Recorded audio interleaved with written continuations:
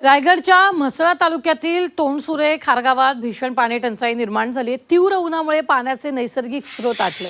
नागरिक विहिरीतून पाणी आणून पिण्यासाठी वापरतायत, मात्र या विहिरीतील पाणी गढूळ आणि अस्वच्छ असल्यानं रोगराईची भीती आहे। दुसरीकडे पिण्यासाठी पुरेसं पाणी मिळत नसल्यानं गावकरी टँकरनं पाणी विकत घेत आहेत।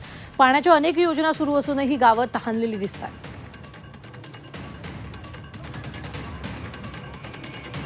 8 दिवस पाणी मिळाल्यानंतर आम्ही ग्रामसेवक आपल्या सरपंचाला विचारलं की आम्हाला पाणी का नाही इकडे सोडत, तर म्हणतात पाईप फुटतात, पाईप दुरुस्त करा।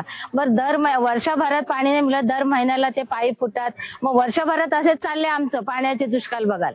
मग कसं आम्हाला पाणी मिळणार? म्हातारी मोरी माणसं कशी पाण्याला जाणार? खासदार, आमदार, मंत्री महोदय हे सुद्धा गंभीर नाही आहेत। आपले राजकीय अस्तित्व टिकवण्यामध्ये ते गुंतलेत। लोकांना वाऱ्यावर सोडलंय।